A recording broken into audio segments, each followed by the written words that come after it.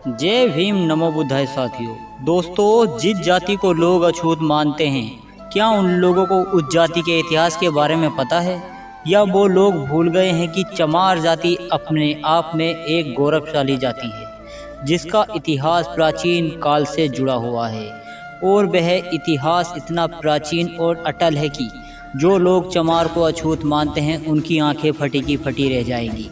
तो चलिए चलते हैं वीडियो की ओर, देखते हैं चमार जाति के इतिहास के बारे में। हमारे समाज में कई जातियां पाई जाती हैं, जिसमें से कुछ जातियां ऊंची तो कुछ जातियां नीची कहलाई जाती हैं। सभी जातियों में चमार जाति का नाम सबसे ज्यादा सुनने में आता है, परंतु क्यों कुछ जातियां ऊंची और नीची क्यों कहलाई जाती हैं? दोस्तों, आज की इस वीडियो में मैं बात करने वाला हूँ चमार जाति की। जय भीम नमो बुद्धाय साथियों। दोस्तों, आज मैं आप लोगों को चमार जाति के बारे में कुछ ऐसी बातें बताने वाला हूं जिसे सुनकर आप लोग भी हैरान हो जाओगे। दोस्तों, जिसे आज लोग चमार जाति के नाम से जानते हैं, कभी प्राचीन काल में वे भी एक क्षत्रिय थे। दोस्तों, बिना देरी करे वीडियो को शुरू करते हैं। नंबर 1, जिन्हें आज चमार जाति के नाम से जानते हैं, कभी प्राचीन काल में उन्हें चमर वंश के क्षत्रिय कहा जाता था। दोस्तों, चमर वंश का जिक्र महाभारत से भी जुड़ा हुआ है। दोस्तों, महाभारत पढ़ने पर हमें ये पता चलता है कि चमार जाति कोई नीच और अछूत नहीं है, वो भी एक क्षत्रिय है।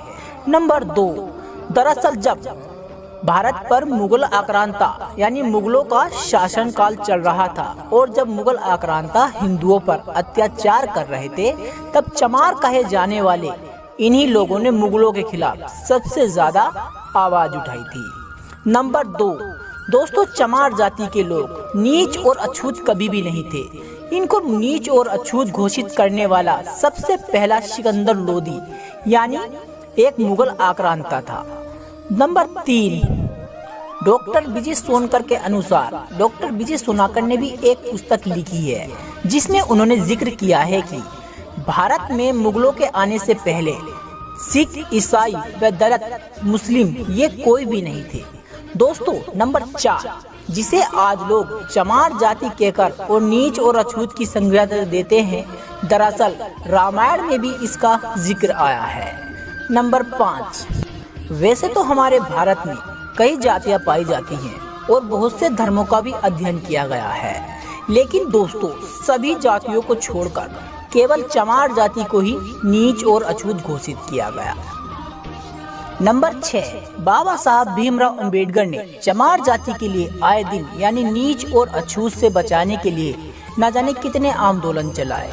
दोस्तों, कभी प्राचीन काल में बाबा साहब भीमराव अंबेडकर यानी हम बात करें सन 1930 और 1932 की। दोस्तों, बाबा साहब भीमराव अंबेडकर पहली बार लंदन से अपनी पढ़ाई पूरी कर आए थे। तभी से उन्हें ये सोच लिया था कि मैं कुछ भी करूं, लेकिन जो जातियों में भेदभाव और छुआछूत जैसी प्रथा चलती हैं, मैं उनको मिटाकर छोड़ूंगा। नंबर 7, दोस्तों, जहां हिंदुओं को जन्म से ही मंदिर में जाने का प्रवेश था, वहीं दलित हिंदुओं को दलित उनको किया जाता है जिन्हें दबाया गया हो, जिनके साथ छुआछूत का भेदभाव किया गया हो, या जिन पर अवशोषित किया गया हो। अवशोषित का अर्थ होता है जिनके साथ ज्यादा से ज्यादा और घोर अत्याचार किए गए हों। दोस्तों, इन लोगों को कभी भी मंदिर में जाने की अनुमति नहीं मिली। नंबर 8, दोस्तों, इन्हें चमार नाम इसलिए दिया गया क्योंकि ये चमड़े का काम करते थे, और नीच और अछूत इसलिए बनाया गया क्योंकि दोस्तों, आप लोग सभी जानते होंगे कि प्राचीन काल में हिंदू धर्म इतना पवित्र था कि उसमें केवल ब्राह्मण का पाखंडवाद था। दोस्तों, प्राचीन काल में जब ये चमार जाति के लोग चमड़े का काम करते थे, तो दोस्तों, आप लोग ये तो जानते ही होंगे कि चमड़ा यानी जानवरों की मांस से आता है, जानवरों की खाल को खींचकर बनाया जाता है। इसी कारण इन लोगों को नीच और अछूत की संगति मिली। नंबर 9, चमार जाति के ही गुरु संत गुरु रविदास जी, जिनके प्रसन्न यानी जिनके सारे वचन भारत में बहुत प्रसिद्ध हैं। दोस्तों, इसी जाति के चमार जाति के संत गुरु रविदास जी ने भी चमड़े का काम किया। दोस्तों, आपने तो बाबा साहब भीमराव अंबेडकर की कई सारी तस्वीरें देखी होंगी, जिसमें केवल उनको इसीलिए याद किया जाता है कि उन्होंने जातियों में भेदभाव को खत्म किया और भारत का संविधान लिखा। लेकिन दोस्तों, बाबा साहब भीमराव अम्बेडकर वो इंसान थे जिन्हें आज पूरा विश्व याद करता है। उन्होंने ऐसे काम किए जो आज के समय का मनुष्य बिल्कुल भी नहीं कर सकता। नंबर 10, दोस्तों, सभी जातियों में केवल चमार जाति एक ऐसी है जिसके कई सारे नाम बदले गए।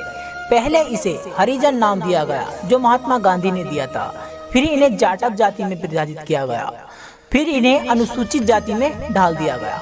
दोस्तों, ये केवल इनको अनुसूचित जाति के लोगों को यानी जिन्हें दलित के नाम से भी जानते हैं, ये केवल इनके ऊपर जो हो रहे अत्याचार और जात पात जैसी प्रथा और छुआछूत जैसी प्रथाओं पर रोक लगाने के लिए बाबा साहब भीमराव अम्बेडकर ने इन्हें कई नाम दिए।